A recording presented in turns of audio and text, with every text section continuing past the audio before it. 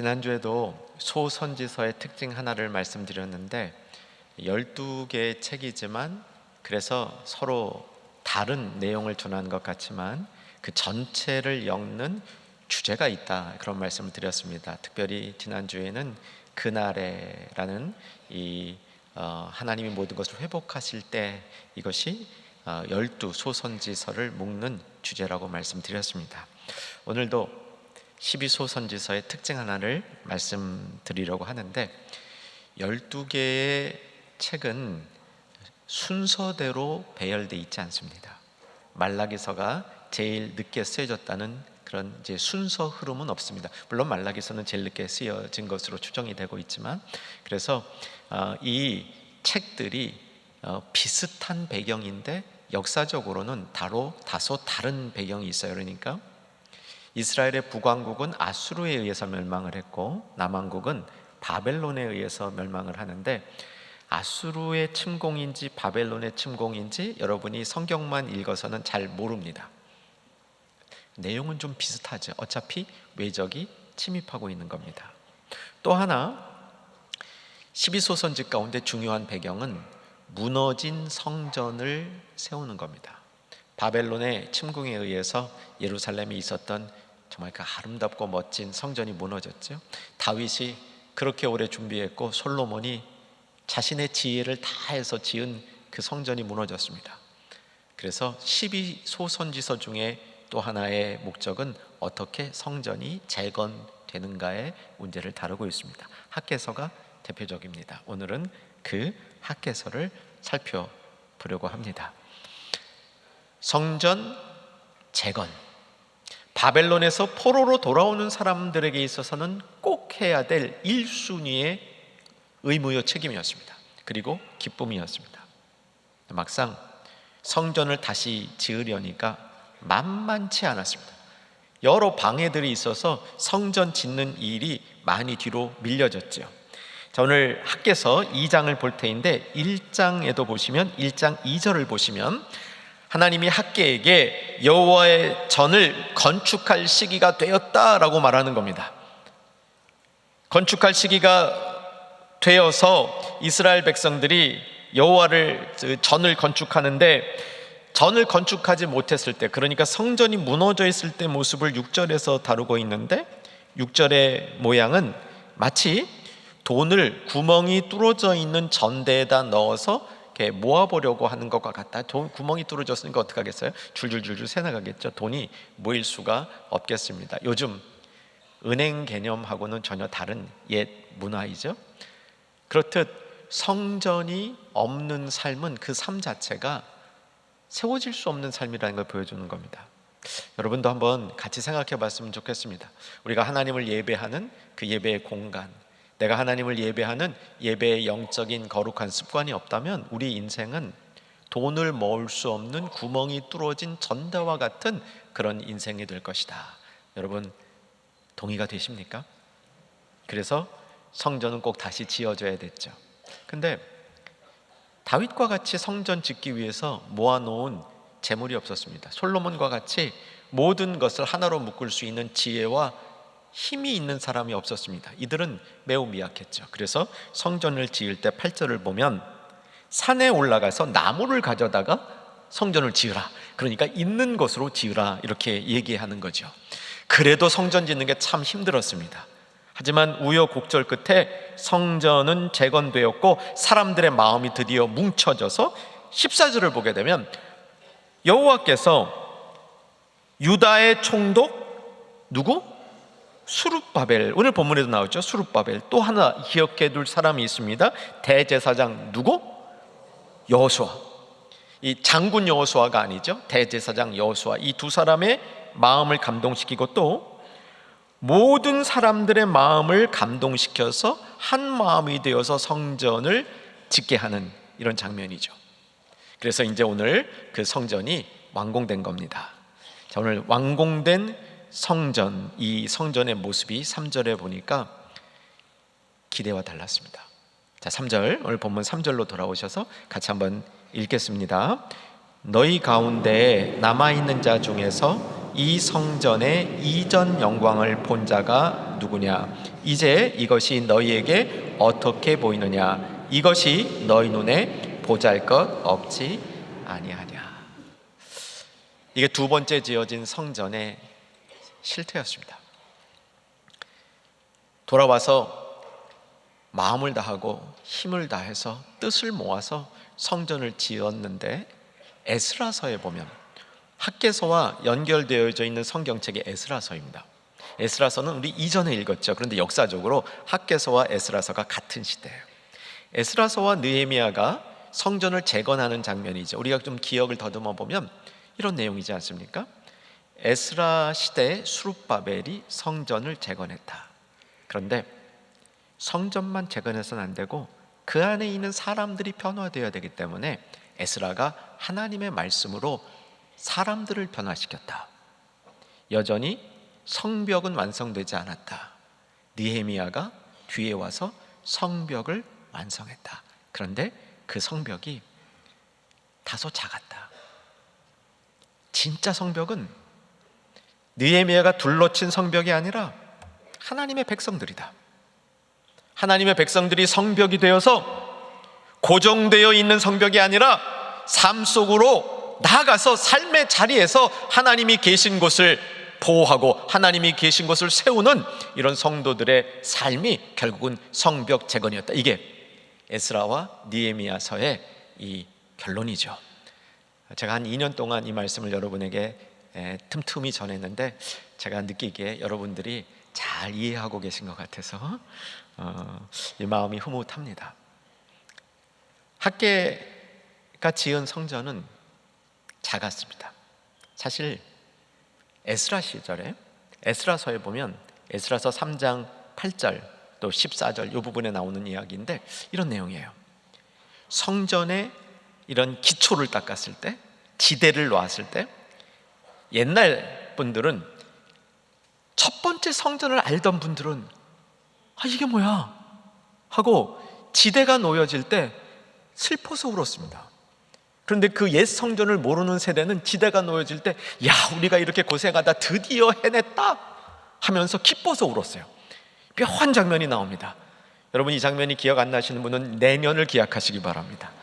사독하실 때 이 장면을 꼭 집어보시기 바라요. 에스라서의 아주 백미인 장면이에요. 똑같은 것을 보면서 한 세대는 슬퍼서 울고 한 세대는 기뻐서 울어요. 그런데 막상 성전이 딱 세워지고 나니까 옛 성전을 모르던 새로운 세대도 이건 아닌 것 같은데 이런 생각이 든 겁니다. 그래서 낙심에 빠진 겁니다. 학개서의 임무는 성전을 짓는 일이 어려울 때, 어려워서 성전 짓는 일을 중단하고 있는 백성에게 성전은 반드시 지어야 된다는 도전 이외에 성전이 지어진 다음에 지어진 성전이 초라한 것을 보면서 그 성전 때문에 가슴 아파하는 세대, 낙심하는 세대에게 이제 무엇을 해야 하며 하나님이 왜 이런 계획을 가지고 계셨는지를 알려주는 탁월한 메시지가 담겨 있습니다. 오늘 본문은 그 내용입니다.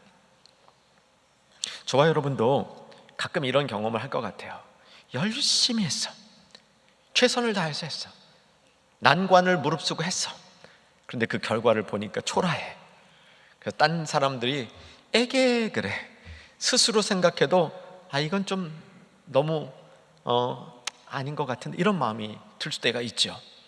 여러분, 이게 여러분 인생을 많이 산 다음에 이런 경험을 할 수 있어요. 다 살은 다음에 인생 커리어를 거의 끝내갈 무렵에 돌아보니까 성실하게 사는 것 같았는데, 뭔가 열심히 한 것 같았는데 그 결과가 다른 사람들에 비하면 초라한 모습을 경험하면서 푹 꺼지는 낙담을 경험할 수 있습니다. 심지어는 자녀를 열심히 키웠는데 다 큰 자녀들이 이 세상에서 살아가는 경쟁력이 다른 자녀들처럼 탁월하지 못한 모습을 보면서 마음이 푹 꺼질 수 있습니다. 나는 최선을 다했는데. 이게 이스라엘 백성들이 두 번째 성전을 완공한 다음에 느끼는 경험이죠. 3절 그 내용이 거기에 생생하게 담겨 있습니다.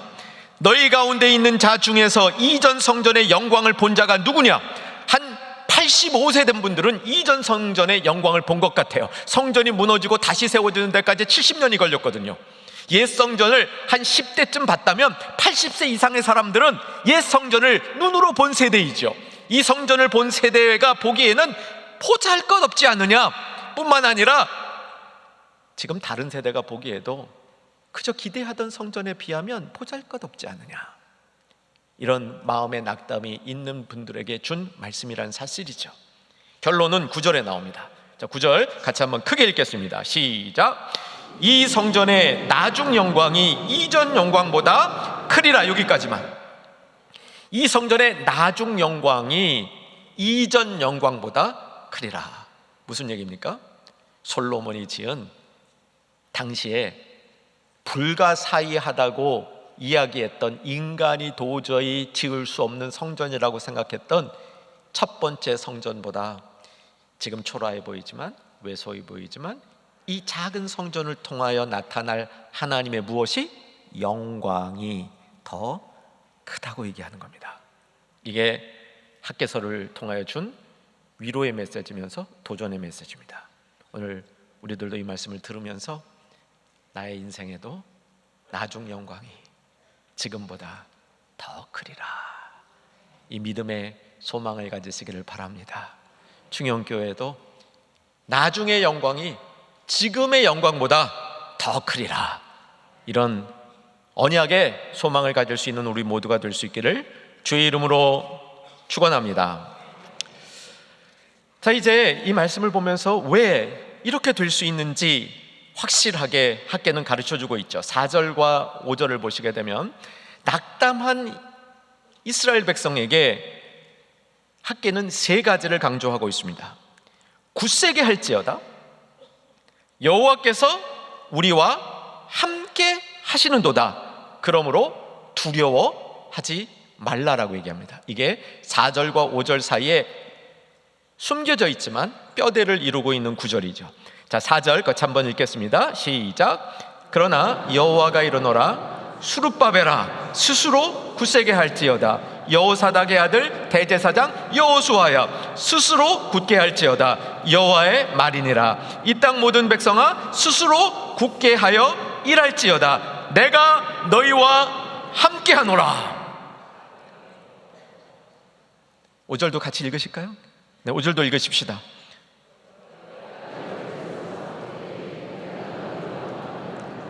나의 영이 계속하여 너희 가운데서 머물러 있나니 너희는 두려워하지 말지어다. 세 가지 나왔죠?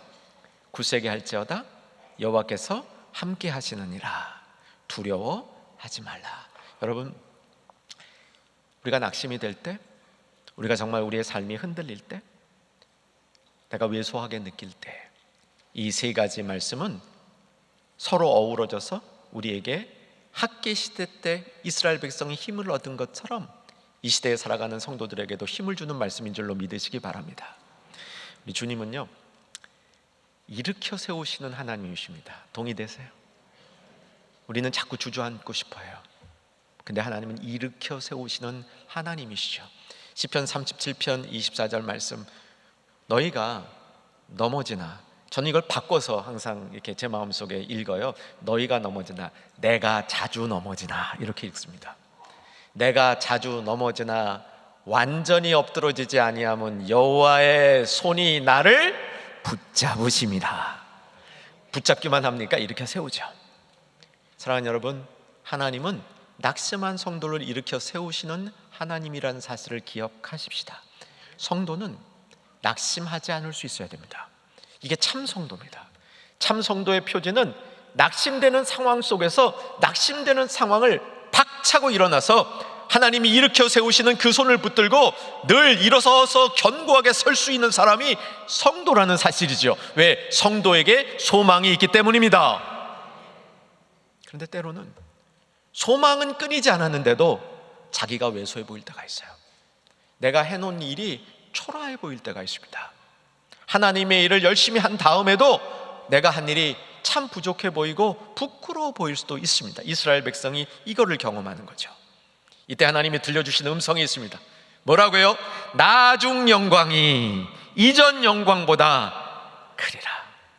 이건 하나님 나라의 백성에게 주시는 하나님의 약속이라는 사실이지요. 자, 성경에는 굳세게 하리라, 굳세게 하라, 함께 하리라, 두려워 말라, 이게요 연결되면서 성도들에게 소망을 주는 이 말씀이 가득해요. 창세기 26장 24절을 먼저 보시면, 창세기 26장 24절, 이게 누구에게 하나님이 하신 말씀인지 한번 읽으시면서 한번 찾아보세요. 이게 누구에게 하신 말씀인지 읽으십시다. 그 밤에 여호와께서 그에게 나타나 이르시되 나는 내 아버지 아브라함의 하나님이니 두려워하지 말라. 내 종 아브라함을 위하여 내가 너와 함께 있어 내게 복을 주어 내 자손이 번성하게 하리라 하신지라. 누구에게 한 말씀일까요? 이삭에게 한 말씀입니다. 정말 이삭이 아브라함의 영적인 계승자가 될 때 하나님이 이 말씀으로 이삭을 붙드신 겁니다. 두려워하지 말라, 내가 너와 함께 하리라. 익숙한 말이죠. 이 익숙한 말씀이 오늘 저와 여러분에게 익숙한 말씀이 생생한 말씀이 되기를 주의 이름으로 축원합니다. 창세기 28장 15절에서는요 야곱에게 또 나타나셔요. 뭐라고 말씀하셨는지 창세기 28장 15절 자막이 있나요? 네, 같이 읽겠습니다. 내가 너와 함께 있어 내가 어디로 가든지 너를 지키며 너를 이끌어 이 땅으로 돌아오게 할지라. 내가 내게 허락한 것을 다 이루기까지 너를 떠나지 아니하리라 하신지라. 너와 함께 있어. 이 말을 야곱이 들었을 때 두려움이 생겼겠습니까? 물러갔겠습니까? 물러갔어요. 근데 야곱이 참 이 부분도 성경이 정말 깊은 것을 다뤄요. 야곱이 자기 인생에 대한 두려움은 없어졌는데 어떤 두려움이 생겼는지 아세요? 하나님에 대한 두려움이 생겼어요. 17절에 보면 야곱이 하나님을 두려워하여서 베델에서 집을 지었다, 이렇게 되어 있습니다. 자기의 인생을 두려워할 때 하나님을 안 두려워해요. 우리가 내 인생에 두려움이 없어지면 하나님이 두려워지기 시작합니다. 그럼 누구를 두려워하면서 살지? 마음속에 소망하는 대로 이루어질 줄 믿습니다. 근데 성경에 굳세게 하라, 내가 너와 함께 한다, 그러므로 두려워하지 말아라, 이 세 가지가 다 나오는 구절이 있어요. 이게 이제 삼겹줄 신앙이에요. 하나만 있어도 우리가 자꾸 무너져요. 근데 우리가 스스로 굳세게 하고 또 하나님이 함께 하시는 줄 확신이 믿고 두려움이 없을 때 우리는 무너지지 않습니다. 그래서 삼겹줄 신앙이, 하나님 우리를 세우시는데 이 삼겹줄을 사용하는 겁니다. 여러분 전도서 4장 12절 아시죠? 혼자 있으면 전쟁하면 저, 둘이 있으면 싸움 전투 능력이, 이건 제 해석이에요, 2배가 아니라 4배로 늘어나, 셋이 있으면 8배로 늘어나. 그래서 세 겹줄은 이길 수 있다, 이 말씀이죠. 자, 세 겹줄이 뭐라고요? 굳세게 하라, 함께 하리라, 두려워하지 말라. 이 세 가지가 동시에 나오는 구절이 있습니다. 정말 우리가 이 구절을 사모해야 될 구절입니다. 구절을 여러분에게 얘기하기 전에 이 구절을 여러분 기억하시도록, 저는 이 구절을 입에 달고 사는 사람들을 적어도 2분 알고 있어요. 한 분은 누구냐면, 제가 처음 목회를 LA에서 시작했을 때 30대 후반에 담임 목회를 시작했는데, 당시 제가 섬기던 교회에 출석하는 성도님 중에 제일 나이가 많은 분이셨어요. 95세 권사님이셨는데, 이 95세 권사님 집에 가끔 신방을 했어요. 그렇게 와주기를 바래요. 그래서 가면 오히려 은혜를 받는데, 이 권사님이 입에 성경 말씀이 많이 붙어 있으세요. 많이 붙어 있는데 그중 입에 달달달달 붙어 있는 게 제가 조금 이따 소개하려는 말씀이에요. 여러분 꼭 붙드시라는 의미고, 저희는 그 권사님이 이 말씀을 입에 달달달달 외우시는데 제가 굉장히 친근했어요. 왜냐하면 저희 집에도 입에 붙여서 달달달달 외우시는 분이 있었거든요. 저희 어머니셨어요. 자, 이제 소개해드려야 되죠. 이사야서 41장 10절, 자, 같이 한번 읽겠습니다. 두려워하지 말라, 내가 너와 함께함이라. 놀라지 말라, 나는 네 하나님이 됨이라. 내가 너를 굳세게 하리라. 참으로 너를 도와주리라. 참으로 나의 의로운 오른손으로 너를 붙들리라. 여러분, 이 말씀 이렇게 지금 읽으시면서 조금 그런 거야? 이러시는 분은요, 고생 안 해보신 분들이에요. 정말 고통 중에 우리가 붙들 말씀 3가지 정도 있다면 이거 그중 하나입니다. 정말 내가 당장 내일 큰 어려움을 겪고 있고 큰 수술을 받아야 되는데 수술을 받고 나서 몸이 회복되지 않고 있을 때 정말 도움 어디서 구하는 도움이 필요한데 그 도움을 얻을 수 있는 방법이 없을 때, 여러분, 이 말씀은 여러분의 삶의 심장에 평안을 주는 말씀이 되는 줄로 믿으시기 바랍니다. 다시 한번 보시기 바랍니다. 두려워하지 말라, 내가 너와 함께 하리라. 놀라지 말라, 나는 내 하나님이 됨이라. 내가 너를 어떻게 하리라? 굳세게 하리라. 참으로 너를 도와주리라. 참으로 나의 의로운 오른손이 너를 붙들리라. 이사야서 41장 10절 말씀입니다.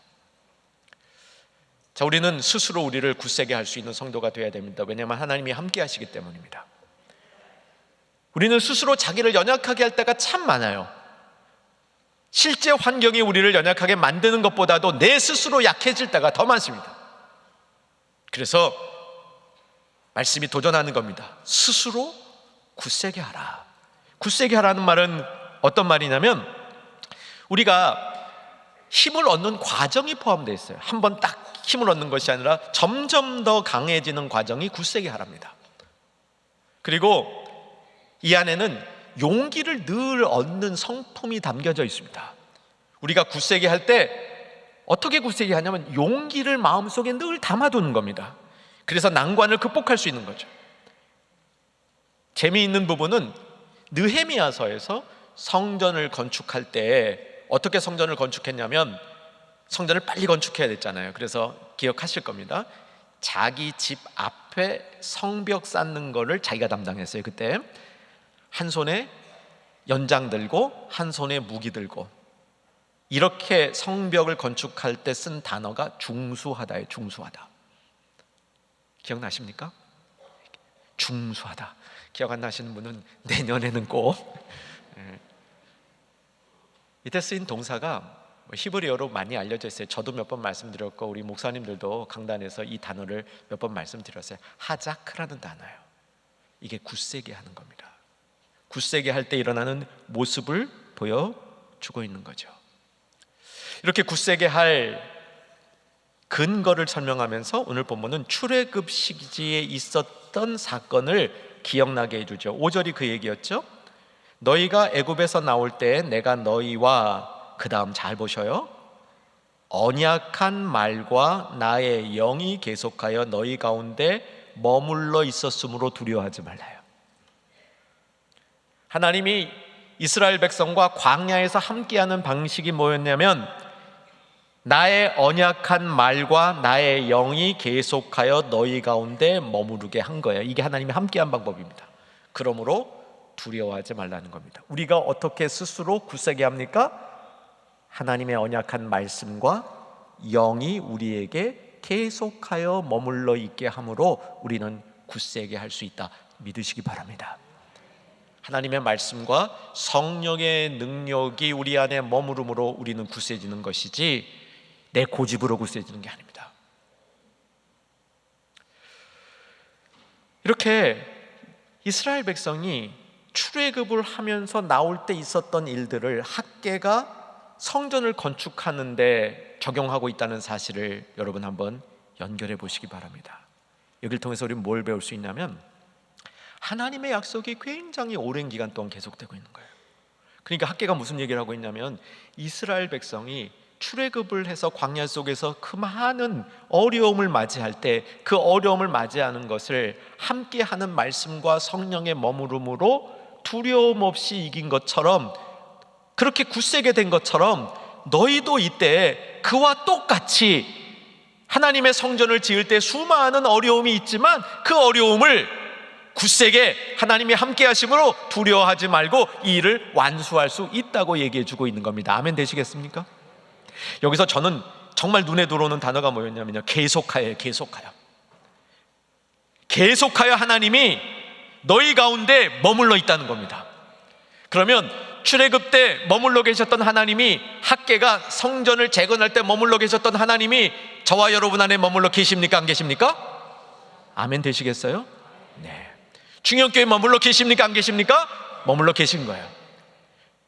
옛 언약은 모세를 통해서 중보됐는데 출애굽 때 모세를 통해서 맺어진 언약이 학개 시대 때까지 계속이 됐는데, 하물며 예수님을 통해서 중보된 언약이 이후에 하나님의 백성들 한 분 한 분 가운데 그 약속이 계속되지 않겠습니까? 그러므로 우리는 굳세게 할 필요가 있습니다. 어떻게 해서? 언약한 말씀과 영이 함께함으로.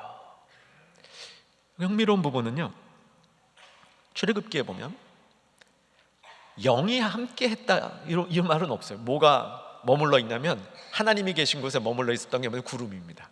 시내산에 구름이 쫙 껴 있었죠. 아시죠? 시내산에 구름이 쫙 껴 있었고, 이 구름은 하나님 앞에 나아갈 때 우리의 생명을 보존하게 하는 차단막이면서 동시에 하나님이 계신 것을 가르쳐주는 임재의 상징이었죠.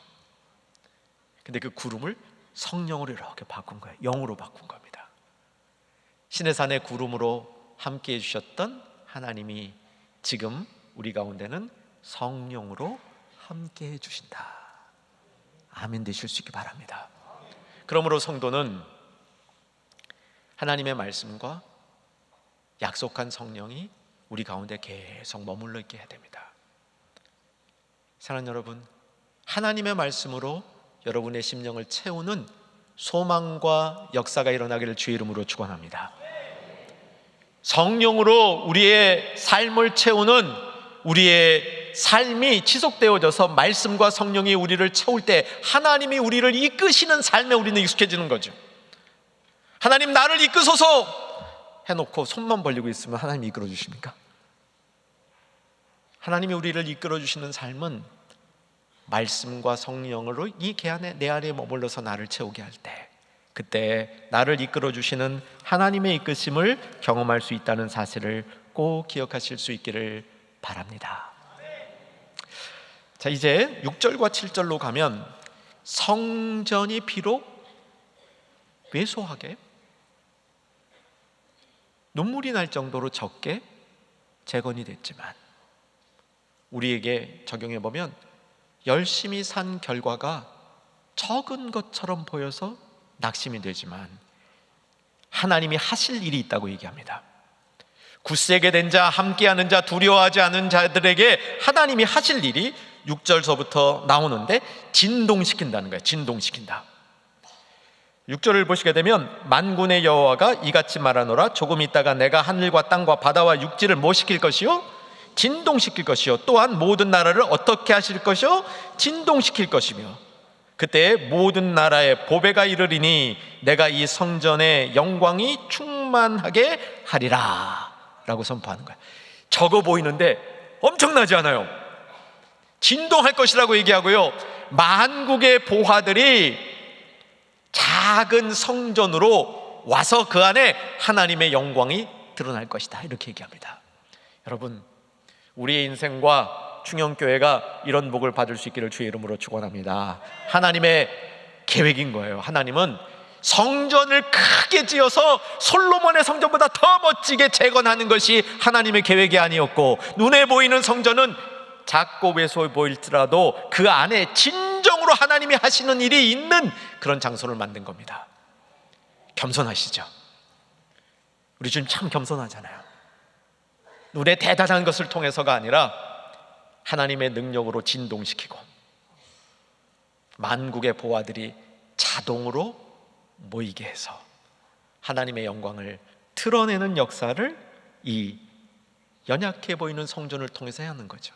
그게 하나님의 영광이 더 잘 드러나잖아요. 겉이 너무 화려하고 삐까번쩍하면 그 안에 영광이 있다 할지라도 영광이 드러나기 전에 외모가 자꾸 드러나잖아요. 정말 좋은 능력이 있다 할지라도 겉이 너무 크고 화려하면 그 능력이 잘 드러나지 않잖아요. 오히려 겉이 크고 화려하면 많은 사람들을 포용하지 않잖아요. 아쉬울 게 없으니까. 솔로몬의 성전이 그렇게 우뚝 서져 있을 때 이방인들이 와서 구경은 했지만 이방인들이 그 성전에 참여하지 못했단 말입니다. 그런데 여기서 보니까 이방인들이 보화를 갖고 오는 거예요. 그 보화가 성전 안에 채워지는 겁니다. 성전의 겉모습은 옛날만 못했다 할지라도 그 안에 있는 기물들은, 그 안에 있는 요소들은 옛날보다 더 멋지게 되는 역사를 하나님이 일으키시겠다는 겁니다. 여러분, 껍데기로 살지 마시는, 껍데기로 살지 않는 성도들 되시기를 주의 이름으로 축원합니다. 껍데기 화려한 것에 만족하지 않은, 물론 그럴 거예요. 껍데기도 화려하고 속도 좋으면 좋겠죠. 근데 그것보다 더 좋은 게 제2차 성전에서 보여준 하나님의 계획을 우리가 볼 수 있기를 주 안에서 소망합니다. 진짜 하나님의 힘이 나타나려면 겉이 너무 화려하지 않아도 된다는 겁니다. 8절에 의미 있는 선포를 하시죠. 8절 같이 한번 읽을 준비하시고 읽겠습니다. 은도 내 것이요 금도 내 것이라 만군의 여호와의 말이니라. 은도 내 것이고 금도 내 것이래요. 여러분, 저는 이 말씀이 잘 믿어집니다. 은도 금도 하나님 것이래요. 그러니까 하나님이 하시고자 하면 재물이 모자라서 못하는 게 아니란 말이에요. 다윗의 재물이 없어서 하나님이 2차 성전을 초라하게 지은 게 아니란 얘기를 보여주는 겁니다. 그러면 여러분이 갖고 있는 은과 금이 하나님 거라면 여러분 어떻게 된 거죠? 인정이 되십니까? 많이 가지신 분은 인정하기가 좀 어려우시죠? 하나님이 융자해 주신 거예요. 어느 유명한 구약학자가 해석한 거예요. 하나님이 융자해 주신 거다. 하나님이 우리가 잠시 가지고 하나님을 위해서 쓸 수 있도록 융자해 주신 거다. 은도 내 것이요 금도 내 것이라. 그리고 오늘 본문의 말씀 요지가 나오는 겁니다. 이 성전의 나중 영광이 이전 영광보다 크리라. 만군의 여호와의 말이니라. 그 다음 같이 읽겠습니다. 내가 시작. 내가 이곳에 평강을 주리라.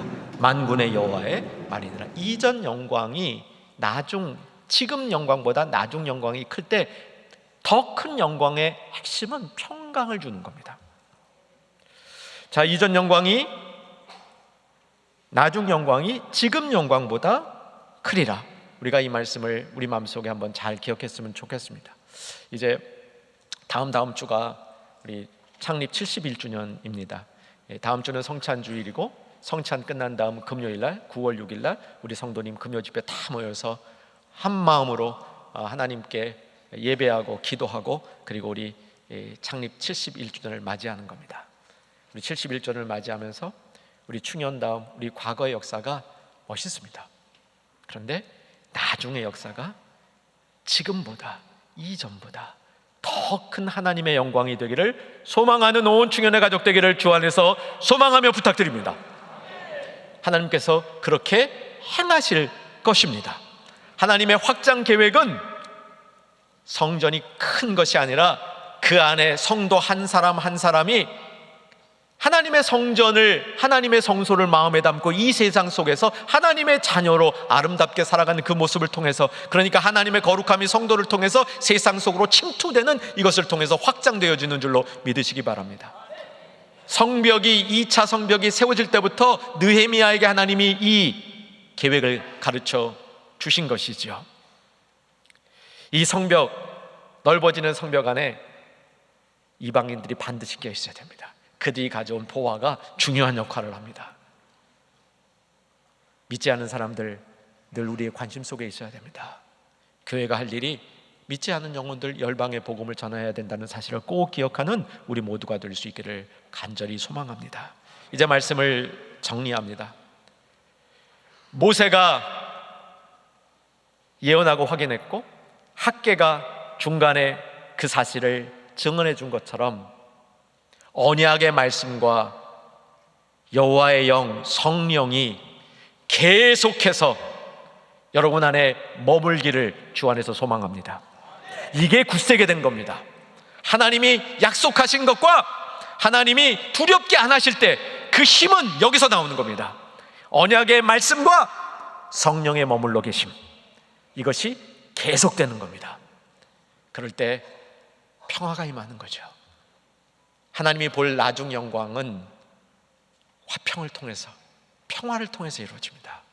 화목해 하는 자로서의, 성도로서의 본분 굳세지고 하나님이 함께 하시고 두려움 없는 삶을 통해서 이루는 복된 성도들 되시기를 주의 이름으로 축원합니다.